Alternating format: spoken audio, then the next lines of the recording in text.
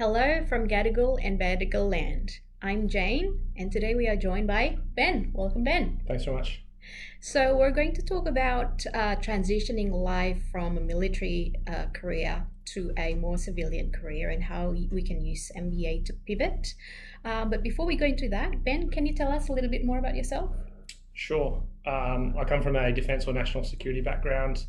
I spent 12 years in the Australian Defence Force. Before that, I worked in the commercial sector in property. Nice. What made you decide that you wanted to join the army?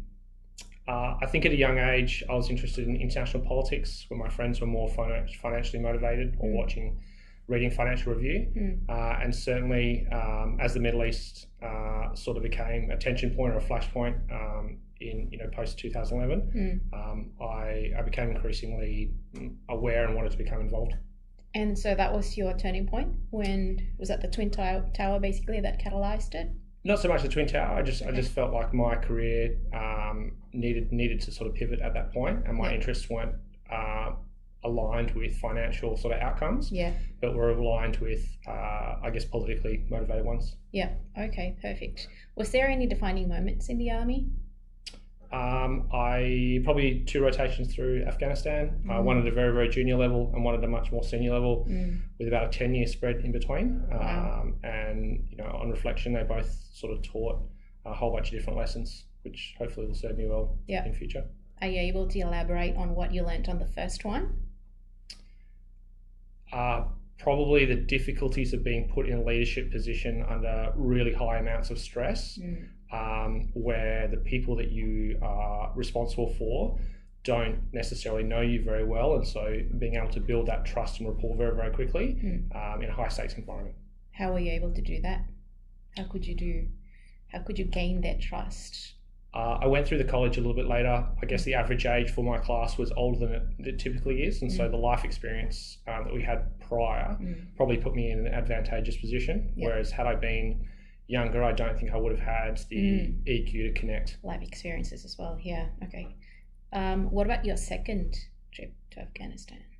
I should say deployment, not really a trip. Worked at a much more strategic or higher level, directly for a 1-star general at the 4-star headquarters. And I think that taught me perspective and how a multitude of different countries sort of need to come together for one common outcome. What did you learn? What are the top 3 things that you learned during your military career? Top 3 things. I guess commitment and perseverance to the overall objective at hand. That selflessness is a key for leadership, and the team must always precede, I guess, the leader or the person responsible. And probably discipline, really.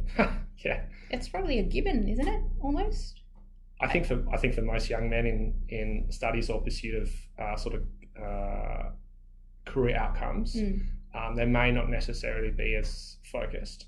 Whereas defence really pushes that. Yeah, I just think that from a civilian perspective, everyone in the army are disciplined. I think, if not physically, mentally, almost everything. Right? You're forced in an environment where you have to be. Yeah, I would say that just like every job in every company, there's a spread. Yeah. Probably the best way I can answer that. Okay, awesome. All right. And what made you decide to leave the army eventually? I hit all the career milestones that I was after, and that sort of happened in Canberra. And at that stage, I really had a choice in terms of continuing on for the next, say, 2 to 3 years, and that was quite well mapped out, or take a chance and pivot at that point and give myself enough time to branch into, let's call it career option 3. And so I made the decision at that stage to shift. Did it take you a while to finally decide, okay, this is the step that I'm going to take? Probably took about 4 to 5 months of seriously thinking about it. And then, then I went with the change. Yeah. Was there a culture shock when you went back to a civilian life? Not too bad. I guess the company I worked for had a nice mix of corporate and, let's call them, national intelligence or national security sort of background people globally.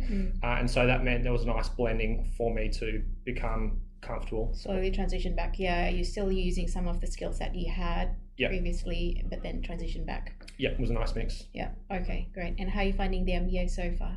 Yeah, fantastic. I think the MBA opens a whole bunch of doors that aren't necessarily open at the moment because of defence or sort of background, that sort of specialised background. Yeah. And so for me, one of the key things I want to get out of it is, can I pivot into an area, probably in the nexus of strategy and technology, that has nothing to do with defence or intelligence? Yeah.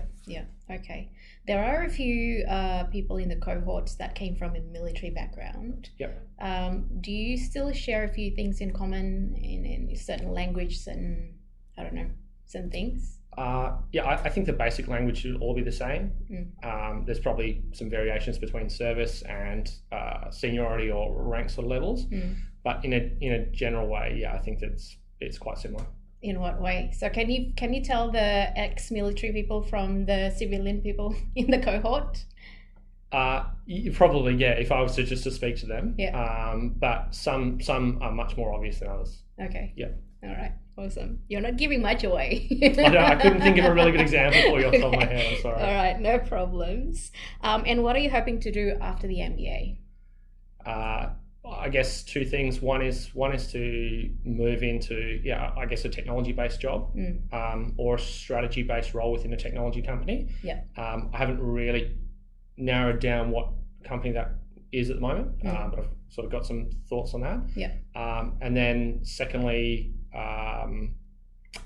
commit to being a director in a startup, which we've sort of put together over the last couple of months, and hopefully that goes well. Yeah. Okay. Awesome. So for some people who are currently in the military life, who are thinking about pivoting, what advice can you give them, if you can give them just one advice?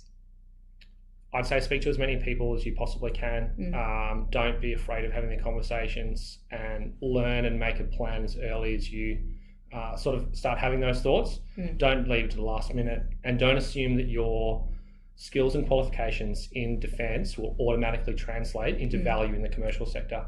I think that for some lucky people, that they have gone down streams where there's direct crossover and applicability, and I think some people have gone down streams where they believe there's crossover, but they haven't done the research on the commercial side to sort of validate it, and therefore they're at high risk of,